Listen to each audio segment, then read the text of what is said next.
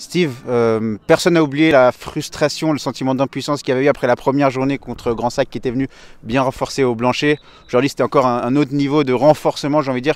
Voilà, quel est ton sentiment maintenant à chaud après le match et même peut-être avant le match, comment il était? Franchement, je sais pas quoi te dire parce que on s'y attendait de toute façon. Et puis, je discute souvent avec Valentin, donc moi je savais qu'il allait descendre des joueurs. Et puis, il a été clair, hein, il a été clair au début d'année. Le but c'est de faire monter la deuxième équipe en deuxième ligue, ce qui est normal. Après, voilà, il joue le jeu, il fait ce qu'il a à faire. Je ferai pareil. Après, c'est pas à lui de corriger ça, c'est à la CGF de peut-être de corriger ça, parce que 4 ligues d'écart, ça fait quand même beaucoup. Voilà, on a essayé, je pense qu'on n'a pas été mauvais, je pense qu'on a fait une super prestation, jusqu'à ce petit bémol. Voilà, pour moi. Ouais, on a fait, franchement, en première mi-temps, un partout, on était correct, on n'était pas dégueulasse, c'était mérité. Voilà, après, il y a un petit bémol de l'arbitre, pour moi, il doit siffler, il doit arrêter le match, puis ça part en contre, et puis c'est goal. C'est comme ça, après, on a lâché. Clairement, on a lâché. Aujourd'hui, dans le 11 de départ de Grand Saconnet, il y a 10 joueurs qui avaient au moins une apparition en Promotion League cette saison. Tout le monde à part le capitaine Afanoulac. Comment tu as réagi quand tu as vu cette composition?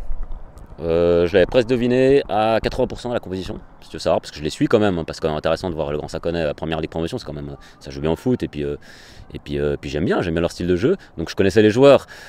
10, ouais, je t'avoue que peut-être je ne m'attendais pas à 10, peut-être 8, mais on n'a pas peur, je veux dire, on a joué, la première mi-temps on a vu, on a joué, donc après voilà, dès que tu prends le premier, le deuxième, c'est clair que les gars, ils baissent les bras, et je peux comprendre, mais bravo à eux, bravo à mon équipe, et faut pas lâcher, parce qu'on a une super équipe, on joue bien, on monte du beau football, malgré cette deuxième mi-temps, on en prend 5-6 derrière, voilà, c'est la différence de niveau qui fait ça, quoi.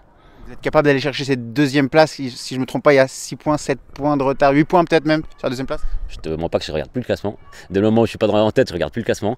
Après oui, on va pas lâcher, hein. Attention, on a une super équipe. Hein. On a une équipe, je leur ai tous dit, on a un contingent pour être en deuxième ligue. Ils le savent, on a des super joueurs. Après voilà, il faut un peu de chance, il faut un peu de mental. Et puis mais on va aller chercher la deuxième place. En tout cas, on va travailler pour. Un dernier mot sur la préparation d'un match comme ça qui est entre guillemets perdu d'avance. Enfin, dans le sens, c'est un peu comme un match de coupe, tu vois. Comment tu le prépares? Quel message tu fais passer à tes joueurs dans le vestiaire, à la mi-temps, quand il y a un partout? Mais on joue pour ce genre de match. C'est exactement ça que je leur ai dit. Moi, quand j'étais joueur, c'est ce genre de match que j'aimais. Paolo Machado qui était là, il l'a dit, on joue pour ça.